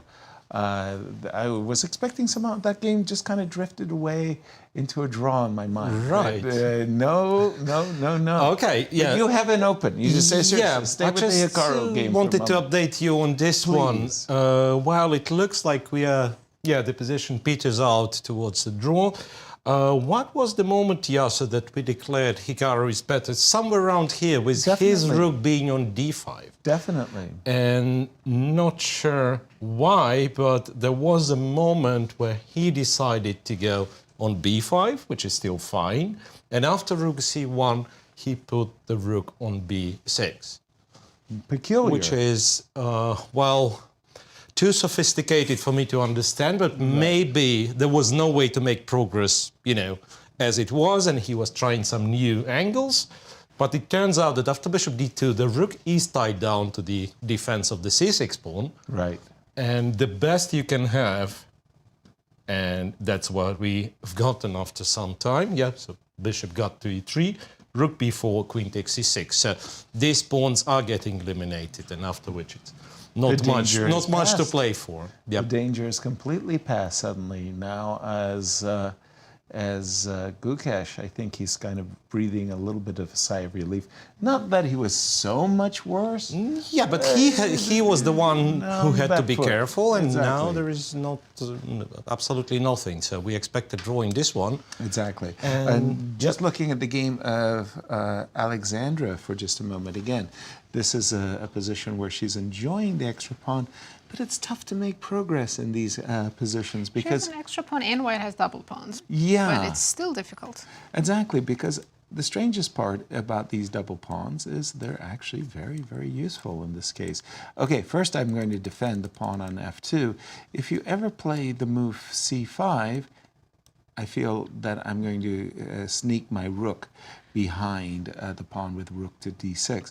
So do you think black king should come around? Right. f8, e7? Exactly. To help the pawns? Exactly. I do think that if you could somehow maneuver your king to d6, your winning chances go up. But the problem is, I'm going to cut you off. The moment you more or less threaten to bring your king to d6, or for that matter to e6, I'm going to play rook to the 7th. So a lot of work still ahead in this one. But we had some Yes, I wanted to ask you about the Humpy big game. change in Humpy's game, yes. When we left it, it looked pretty even. Right. With the knight on d4. This is that was the game, and I was asking you, well, there is a bishop on g7, and you were correcting me and saying, well, the bishop on g7 does nothing. Let's see what happened. There was a lot of toing and froing until we reached this position. And that's a double hit, right? Pawn on c3 as well as the pawn on d6, but g6 is hanging, and she traded off. And we've reached here. Black was slightly better, but nothing. Still, white was holding up totally until manageable. Up until this moment, I believe, when white played c4, which blunders the a-pawn. Spoiled the situation, and there goes the a2 pawn, and then very quickly this a pawn is getting ready for coronation. Oh my goodness. And Miro, if I could ask you for a numerical evaluation, I mean, it looks really bad, but is it like gone? Well, it's too late to ask. It's gone.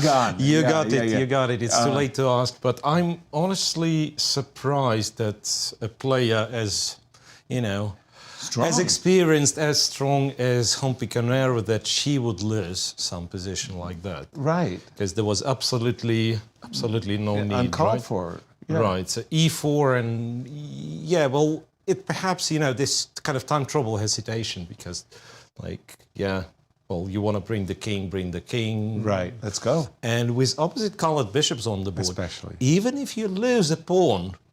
Right, but just manage to coordinate the pieces. Very likely it's going to be a draw. So that was agreed. Was just careless and Wow, she will be.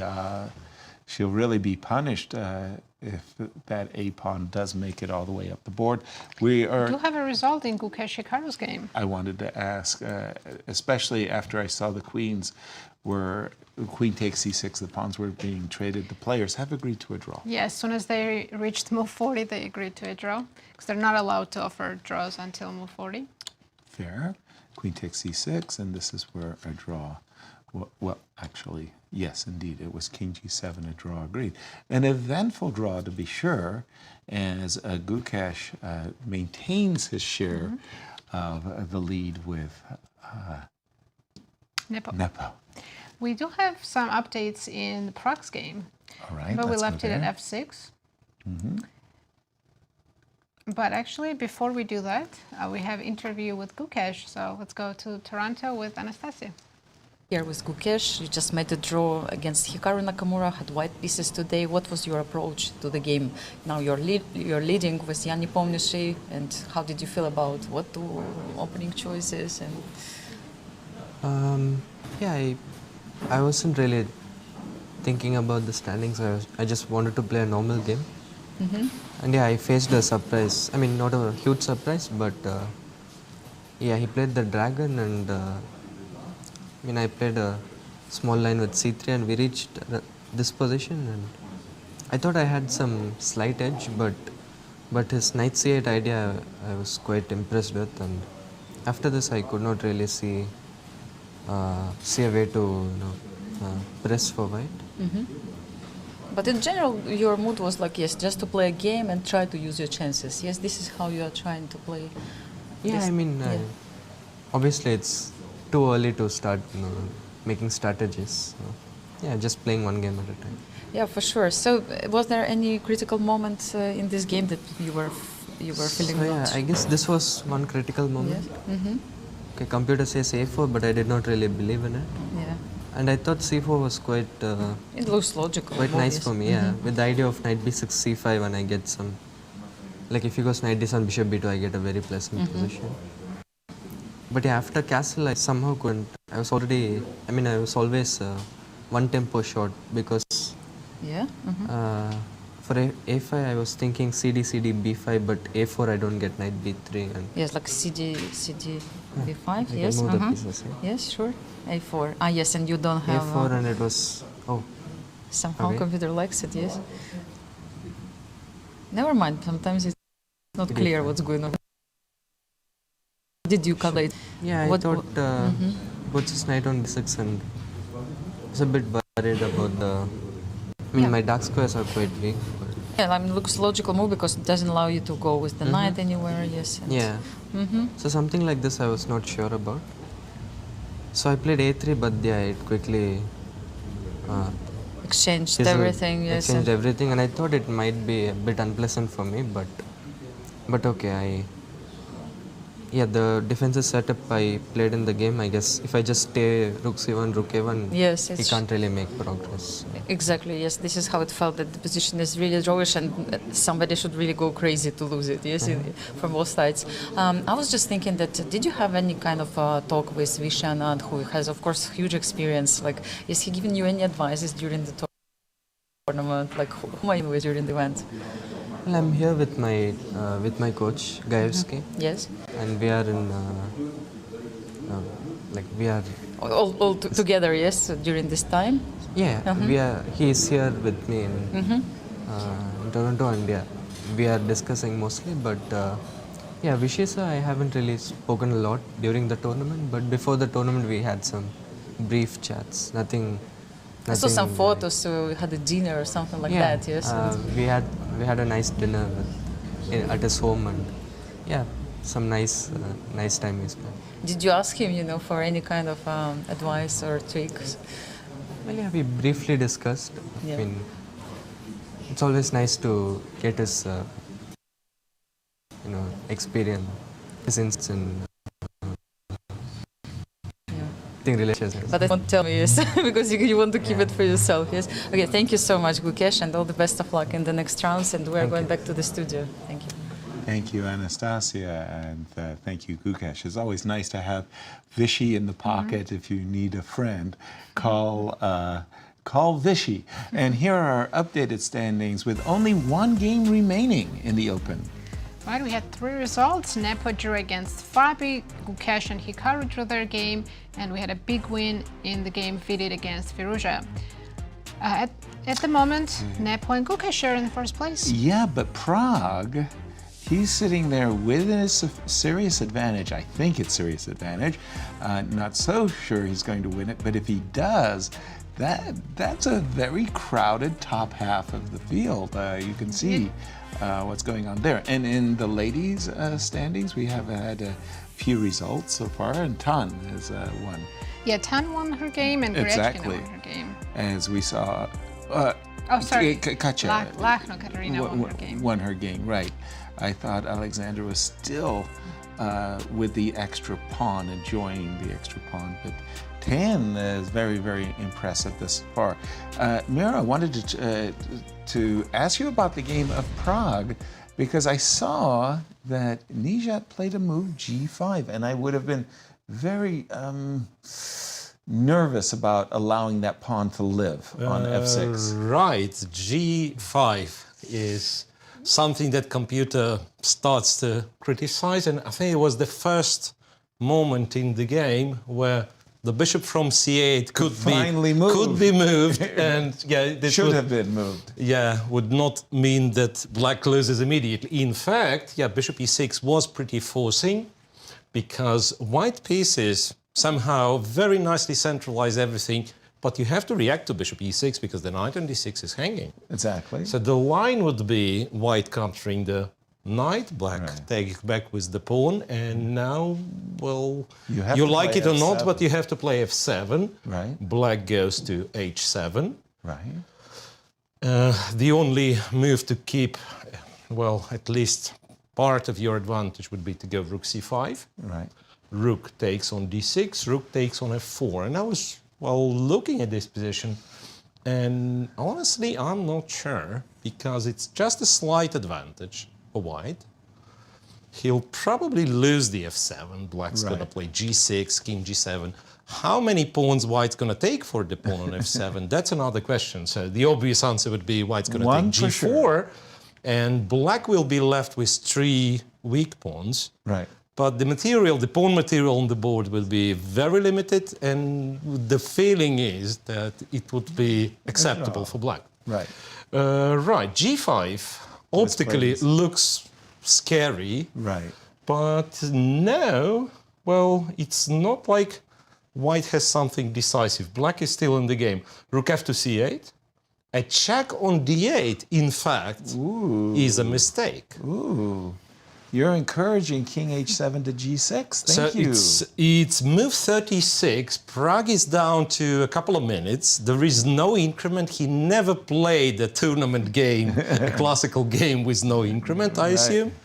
And it's quite possible that he got nervous. Knight e4 would have kept white's advantage closer to +1, so almost like a pawn up, which I presume white might be winning a pawn here. And after rook d8, what happens? First of all, a pair of rooks getting traded, king to h7, rook a8.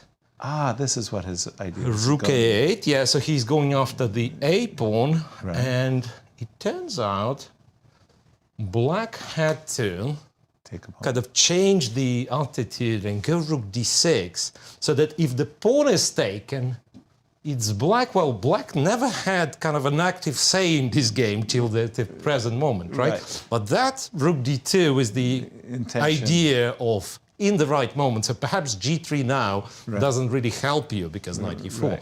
But black is getting active. The king's going to get to g6. Rook, if needed, attacks the pawns from behind. And and the valuation is equal in this case. However, Nijat, who's also very short on time, captured on f6, after which rook a6, white is winning again. Winning. So that's rook f. Well, I mean, if you trade those past pawns promote. Yep. So pretty much the only move, rook f5, and I'm checking a couple of moves, knight to e4 or knight to d7. Don't ask me what does. Well, knight to d7, can we deduct? what does it mean? Knight f6 check. I presume... Just want to take the pawn on g4? Knight f6, knight f6, knight g4, but if, say, king was to go to g7... Rook is trapped. a5.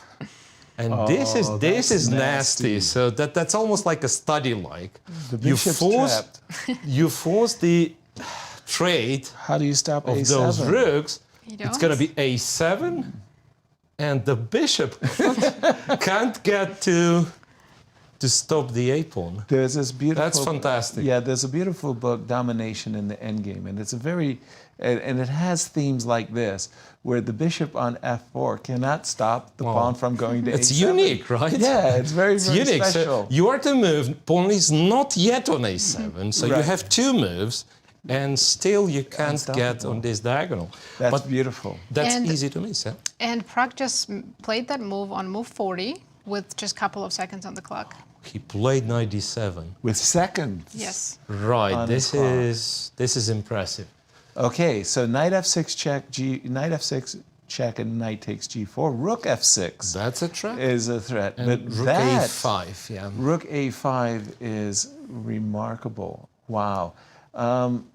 Bishop c1 is something that still keeps black in the game, but then white just collects on g4 and plays this endgame pawn up. Yes. That's move 40 for Abasov, so it's not that easy to, to realize that you have to play bishop c1 to free your rook. Right. Not to attack the pawn or something, so the rook needs to be given more squares. If you don't mind, I'll do it on my board, just going back a few moves. And I think that this is really an impressive learning moment, if you don't mind, just for our viewers here. The black has really been on the back foot, gosh, for 30, 40 moves. And he's just been holding. And I think that this is a really a great explanation for when you have to jettison material. In this case, you're going to lose the a6 pawn. Get a very active rook. Rooks love being behind the passed pawns. So if we could teleport this rook on c6 to b2, that's brilliant. And the idea of how black should go about saving the position, I think, is really fantastic. Like, if we get a position like this, this is a kind of an ideal way that, as black, you might say, well, this is how I save it. Yeah, I get a rook to the 7th rank, or the 2nd rank in this case. You get to play g3. And forget about winning this pawn. This pawn on f6 is not the problem. These guys are the problem.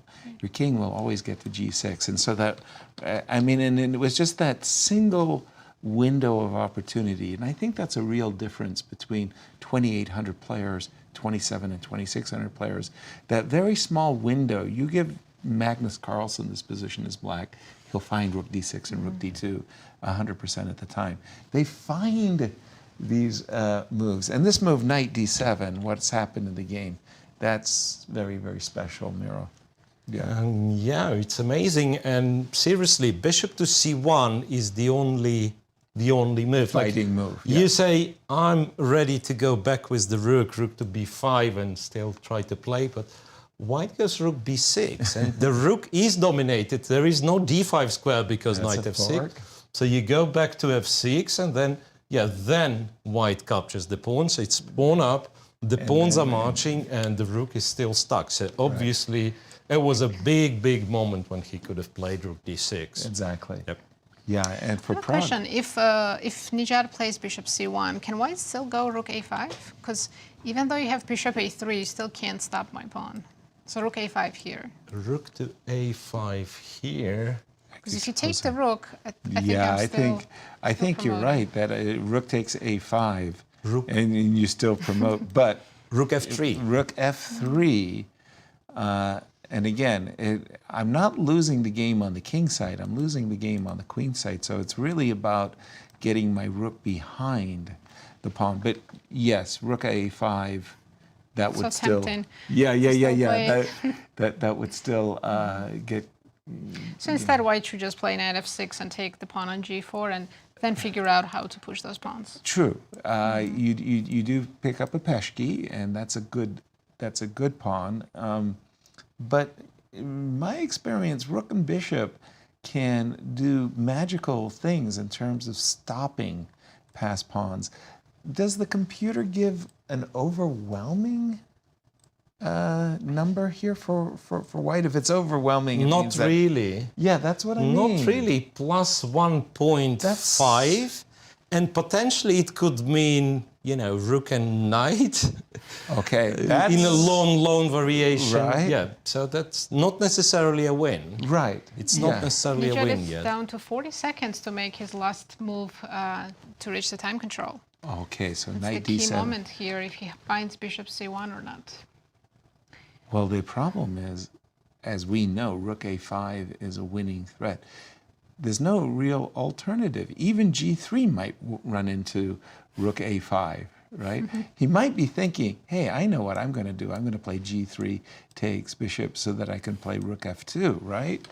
But we know that better move. 10 seconds. 10 seconds, and he's made a move. King g7.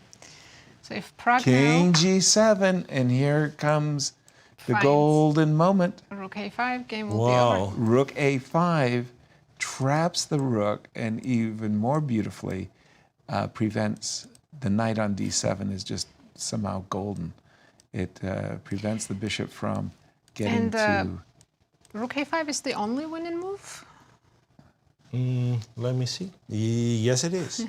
Yes, it is. All the rest is equal. And I'm checking after rook a5. What happens if king g6 is played? Rook a5, king g6. You know what I'd be tempted to do is play a4.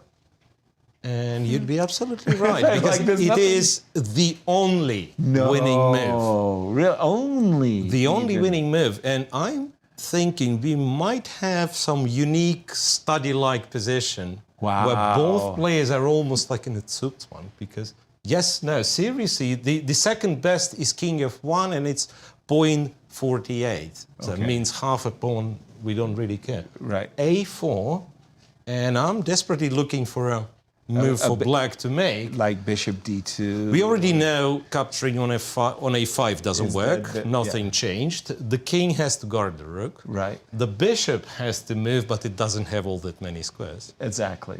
Everything loses. Amazing. So bishop d2. Now I say I'm trading, and kind of it's do it yourself pawn on a5. Right. Yeah, black did not trade on a5, but white gotten the pawn on a5 anyway. Wow. Wow. So that's indeed rook a5 and then a4. That's the only winning sequence. Impressive. Wow. I must say this knight on d7 really has turned up golden. I have for myself what I call primary squares where I think the knights belong. And they are the c6 square. Knights are great on the f6 square, d6 and e6. It's very rare that I see a knight on d7 like completely dominating a dark square bishop like it is. Dark bishop in a completely open position. Right. And in this position, the fact that it's the a3 pawn that's winning the game, and we have rook a5 on the board. Bravo.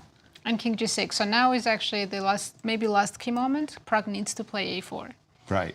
Because if he takes on f5 first, it's just tempo behind, and black, I'm assuming, is in time to catch the pawns. Yeah, if you help me come over. Oops, I'm having a little trouble refreshing. There we go. So there we go. If you just, there we go. There we go. King g6, and yes, if he plays a4 here, then it's pretty straightforward. Just push the a-pawn until the end. Exactly. Rook takes f5. But let's take a look. If he were to take on f5 first, instead of a4, right. Rook takes f5. You're letting my king get into the square, right? And play a4. It's too late because of king e6 or king e6. So now if you go a5, I'll take the knight and I'll have my bishop. This is what I mean about those long-range bishops coming back to save. And if we take and we do it another way, we go a4, king. Let's say knight moves knight, somewhere. Check. Just black's king is very active, so. Exactly. I'm really just there suddenly, and I can hold the pawns at bay. But we're expecting, after king g6, the move, and we do have king g6 on the board, by the way. We are expecting a4 Excalibur. What about rook c5? Rook c5? Is that all? What? I'm winning at least some tempi compared to the other line we're just looking at. Well, you're... Because if you take with the rook, I take with the knight, and then That I'm is pushing true. the a-pawn. But, bishop d6, you're going to go rook c6 on me. Yes. Oh, you nasty fink. He played a4. He did. We have a4 on the board. Wow. For Pragg, a victory in this game is huge. That'll catapult him to 3.5 points, just behind our tournament leaders who both have 4, and he'll join Fabi with 3. 3.5. 3.5. Boy, Let's the not Indian forget. players will be doing great, by the way. Gukesh, Pragg yesterday was Vidit. close to winning against Nepo as well. Right? Vidit left some points on the table, especially against Fabiano. You'll remember that he could easily be up there. And Hikaru was saying, my gosh, I need to do something. But we know, as Miro told us, that Hikaru's path is really a murderer's row. He will be playing tomorrow. We peeked ahead on the opening of our show. We know that Hikaru will play against Nepo in tomorrow's game. I think it's time for a wrap for us as the Open Games come to a close. What so do you think want to about start with me? Yeah. Final thoughts about today's round 6. You want kind of a short something, you know. Move my heart and soul. Well, if you let me talk, yes, I'll expand on this one. Please. First of all, ladies tournament. Yes. Dramatic change. Yesterday was all draws.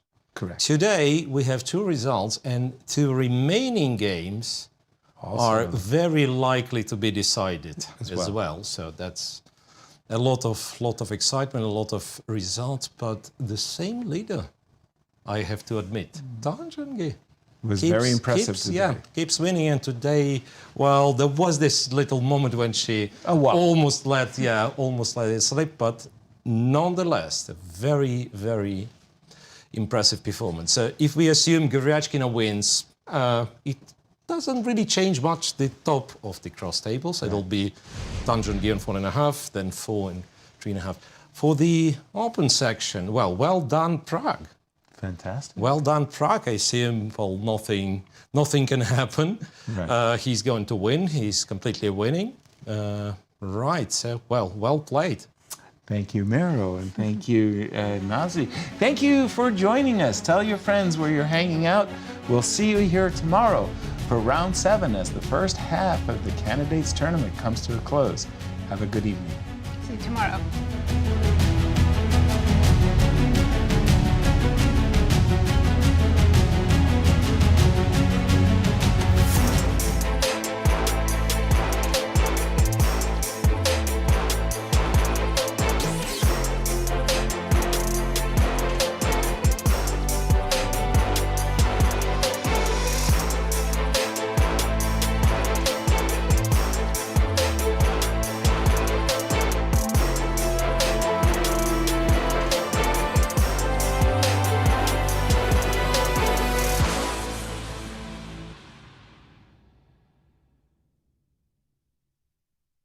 This has been a presentation of the St. Louis Chess Club.